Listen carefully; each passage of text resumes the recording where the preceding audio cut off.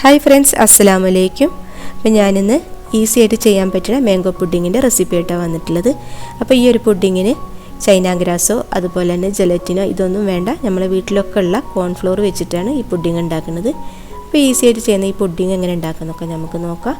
അതിന് വേണ്ടിയിട്ട് ഇതുപോലത്തെ 2 മാങ്ങ എടുത്തിട്ടുണ്ട്. ഇത് നല്ലോണം പഴുത്ത മാങ്ങയാണ് കേട്ടോ, നല്ല മധുരമുണ്ട്. അപ്പോൾ ഇത് തൊലിയൊക്കെ ചെത്തിയിട്ട് കഷ്ണങ്ങളാക്കി വെച്ചിട്ടുണ്ട്. ഇനി നമുക്ക് പുഡിങ് സെറ്റ് ആവാൻ കോൺഫ്ലോർ ആണല്ലോ വേണ്ടത്. അപ്പോൾ ഒരു ബൗളിലേക്ക് 4 ടേബിൾ സ്പൂൺ കോൺഫ്ലോർ എടുത്തിട്ടുണ്ട്, അല്ലെങ്കിൽ 1/4 കപ്പ് കോൺഫ്ലോർ എടുക്കുക. കോൺഫ്ലോർ ഒരുപാട് കൂടിക്കഴിഞ്ഞാൽ പുഡിങ്ങിൻ്റെ ടേസ്റ്റ് പോകും കേട്ടോ. പിന്നെ അതുപോലെ കുറഞ്ഞാൽ ഇത് സെറ്റ് ആവാനും പാടാണ്. ഇനി നമുക്കിതിലേക്ക് 1/4 കപ്പ് പാല് ചേർത്ത് കൊടുക്കുന്നുണ്ട്. എന്നിട്ടിത് കട്ടയില്ലാതെ നന്നായിട്ട് മിക്സ് ചെയ്തിട്ട് മാറ്റി വെക്കാം.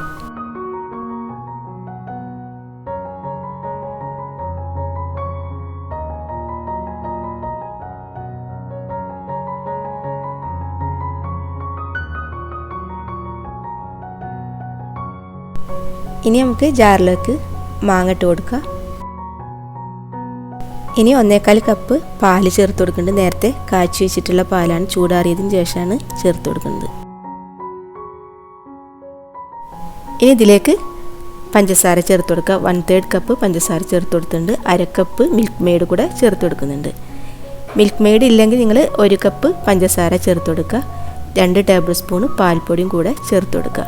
പക്ഷേ മിൽക്ക് മെയ്ഡ് കൂടെ ചേർക്കുമ്പോഴാണ് മാംഗോ പുഡിങ്ങിന് നല്ല ടേസ്റ്റ് ഉണ്ടാവുക. അപ്പോൾ ഉണ്ടെങ്കിൽ എന്തായാലും അത് ചേർത്ത് കൊടുക്കുക. അപ്പോൾ അതുകൂടെ അടിച്ചു കൊണ്ടുവന്നിട്ടുണ്ട്. ഇനി നമുക്കിത് ആ പാനിലേക്ക് ഒഴിച്ചു കൊടുക്കുന്നുണ്ട്. അപ്പോൾ നോൺ സ്റ്റിക്ക് പാനാണ് എടുത്തേക്കുന്നത്, അല്ലെങ്കിൽ ഇത് അടിയിൽ പിടിക്കും. ഇനി നമ്മൾ കൈയെടുക്കാതെ അങ്ങനെ മിക്സ് ചെയ്തുകൊണ്ടേ ഇരിക്കണം.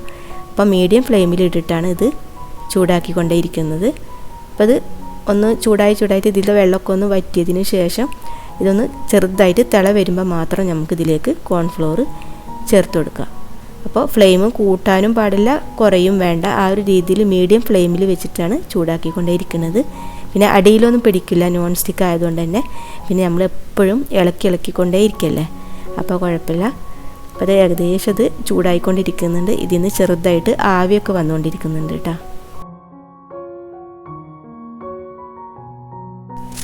ഇപ്പോൾ ഇത് ചെറുതായിട്ട് തിള വന്നുകൊണ്ടേ ഇരിക്കുന്നുണ്ട്. ഇനി നമുക്ക് ഇതിലേക്ക് നേരത്തെ കലക്കി വെച്ചിട്ടുള്ള കോൺഫ്ലോർ ചേർത്ത് കൊടുക്കാം. അപ്പോൾ ഇത് കുറച്ച് അടിയിലൊക്കെ കട്ടി പിടിച്ചിട്ടുണ്ടാവും. ഒന്ന് സ്പൂണായിട്ട് ഇളക്കിയതിന് ശേഷം മാത്രം കുറച്ചായിട്ട് ചേർത്ത് കൊടുക്കുക. അപ്പോൾ ഇതാ കുറച്ച് ചേർത്ത് കൊടുക്കുന്നുണ്ട്. അതോട് കൂടിയിട്ട് നമ്മൾ തവി വെച്ചിട്ട് ഇങ്ങനെ മിക്സ് ചെയ്തുകൊണ്ടേ ഇരിക്കണം. അപ്പോഴാണ് കോൺഫ്ലോർ എല്ലാ ഭാഗത്തേക്കും എത്തുള്ളൂ, അതുപോലെ തന്നെ കട്ട പിടിക്കാതിരിക്കും ചെയ്യുള്ളൂ. അങ്ങനെ കുറച്ചായിട്ട് ഇത് ഫുള്ളും ചേർത്ത് കൊടുക്കുക.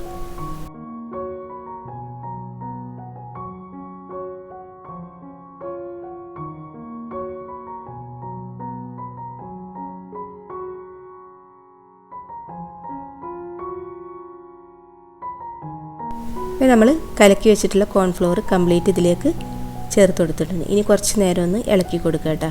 ഇത് നന്നായിട്ട് വറ്റി വരട്ടെ. അപ്പോഴേക്കും കോൺഫ്ലോർ ഒന്ന് വെന്ത് വരും. പിന്നെ കുറച്ചൊന്ന് ഷൈനിങ് പോലെ ആകും. കോൺഫ്ലോറൊക്കെ ചേർത്താൽ അങ്ങനെയല്ല ഉണ്ടാവുക. ആ ഒരു ടൈമിലാണ് നമ്മളത് ഫ്ലെയിം ഓഫ് ചെയ്യേണ്ടത്.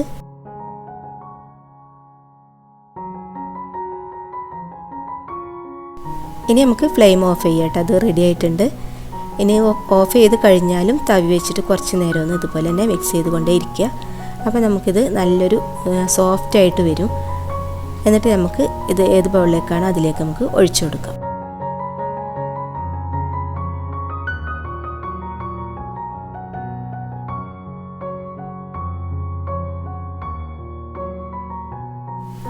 ഇനി നമുക്ക് പുഡിങ് സെറ്റ് ചെയ്യാൻ വെക്കാം. അപ്പോൾ ഞാനിവിടെ ഇതുപോലത്തെ സ്റ്റീലിൻ്റെ ബൗളാണ് എടുത്തിട്ടുള്ളത് കേട്ടോ. അപ്പോൾ അതിലേക്ക് കുറച്ചൊരു നെയ്യ് പുരട്ടി കൊടുത്തിട്ടുണ്ട്, പെട്ടെന്ന് ഇത് വിട്ട് കിട്ടാൻ വേണ്ടിയിട്ട്. ഇനി നമുക്കിതിലേക്ക് ഒഴിച്ചു കൊടുക്കാം.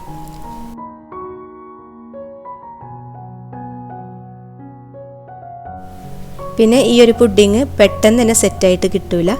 ഒന്ന് ചൂടാറിയതിന് ശേഷം നമുക്ക് ഫ്രിഡ്ജിലേക്ക് മാറ്റാം, താഴത്തെ തട്ടിലേക്ക് മാറ്റാം. പിന്നെ നമ്മൾ ചൈന ഗ്രാസ് പുഡിങ് പോലെ പെട്ടെന്ന് തന്നെ സെറ്റായിട്ട് എടുക്കാൻ കഴിയില്ല. 3 മണിക്കൂർ കഴിഞ്ഞതിന് ശേഷം മാത്രമാണ് നമ്മളിത് എടുക്കാൻ പാടുള്ളൂ കേട്ടോ. അപ്പോൾ നമ്മളിത് റൂം ടെമ്പറേച്ചർ ആയതിനു ശേഷം ഫ്രിഡ്ജിലേക്ക് മാറ്റിയാണ്. പിന്നെ ബാക്കിയുള്ളത് ഇതുപോലെ ഒരു പുഡിംഗ് ഗ്ലാസ്സിലേക്ക് ഒഴിച്ചു കൊടുക്കുന്നുണ്ട്. അതുകൂടെ നമുക്ക് തണുത്തതിന് ശേഷം ഫ്രിഡ്ജിലേക്ക് മാറ്റാം. ഞാനിത് പുഡിങ് ശരിക്കും സെറ്റാവാൻ വെയിറ്റ് ചെയ്തിട്ടില്ല. അപ്പോഴേക്കും എനിക്കിത് വീഡിയോ അപ്ലോഡ് ചെയ്യേണ്ട കാരണം പെട്ടെന്ന് ഞാൻ ഫോട്ടോ ഒക്കെ എടുത്തതാണ്. അപ്പോൾ നിങ്ങളിത് 3 മണിക്കൂറിന് ശേഷം മാത്രം സെർവ് ചെയ്താൽ മതി കേട്ടോ. അപ്പോഴേക്കാണ് ഇത് സെറ്റായിട്ട് കിട്ടുള്ളൂ. അപ്പോൾ എല്ലാവരും ട്രൈ ചെയ്ത് നോക്കുക. ഇൻഷാ അല്ലാഹ് ഇനി നെക്സ്റ്റ് വീഡിയോയിൽ കാണാം.